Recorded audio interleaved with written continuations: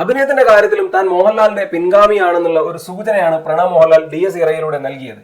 2018 അദ്ദേഹത്തിന്റെ ആദ്യത്തെ സിനിമ ആദി പുറത്തു വരുന്നത്. ജീതു ജോസഫ് ആയിരുന്നു സംവിധാനം. ആ സിനിമയിൽ അദ്ദേഹത്തിന്റെ ആക്ഷൻ രംഗങ്ങൾ വലിയ രീതിയിൽ കയ്യടി നേടിയെങ്കിലും അദ്ദേഹത്തിന്റെ പ്രകടനത്തിന് സമ്മിശ്ര പ്രതികരണമാണ് ഉണ്ടായിരുന്നത്.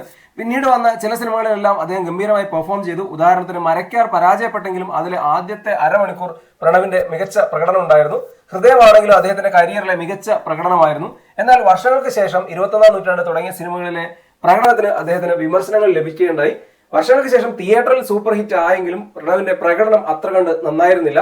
എന്നാൽ ഇപ്പോൾ DS ഇറയിൽ അദ്ദേഹത്തിന്റെ കരിയർ ബെസ്റ്റ് പ്രകടനമാണ് പ്രണവ് നൽകിയത്. ക്ലോസപ്പ് ഷോട്ടുകളിലും അതുപോലെ സൈലൻസ് ആയിട്ടുള്ള രംഗങ്ങളിലും എല്ലാം അദ്ദേഹത്തിന്റെ ഗംഭീര പെർഫോമൻസ് ആണ് വന്നിരിക്കുന്നത്. പ്രണവ് മോഹൻലാലിനെ വളരെ ഗംഭീരമായി രാഹുൽ സദാശിവൻ സിനിമയിൽ കാണിക്കുന്നു എന്നുള്ളതും ഒരു നല്ല സംവിധായകന്റെ കയ്യിലേക്ക് ഒരു അഭിനേതാവിനെ ലഭിച്ചാൽ എന്താണ് ഉണ്ടാവുക എന്നുള്ളതും ഒക്കെ DS ഇറ പ്രൂവ് ചെയ്യുന്നുണ്ട്.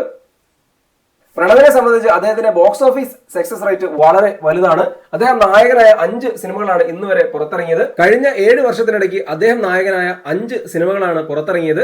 2018 ആദി റിലീസായി. തുടർന്ന് 21ാം നൂറ്റാണ്ടും ഹൃദയവും വർഷങ്ങൾക്ക് ശേഷവും ഇപ്പോൾ DS ഇറയുമാണ് അദ്ദേഹത്തിൻ്റെതായി പുറത്തു വന്നിരിക്കുന്ന സിനിമകൾ.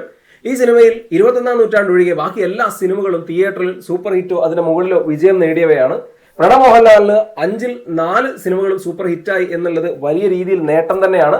പക്ഷേ DS ഇറയെ സംബന്ധിച്ച് അദ്ദേഹത്തിന്റെ ഏറ്റവും വലിയ നേട്ടം ഒരുപക്ഷെ ഒരു നടൻ എന്നുള്ള നിലയിൽ ആളുകൾക്കിടയിൽ വലിയ സ്വീകാര്യത നേടാൻ കഴിയുന്നു എന്നുള്ളതാണ്.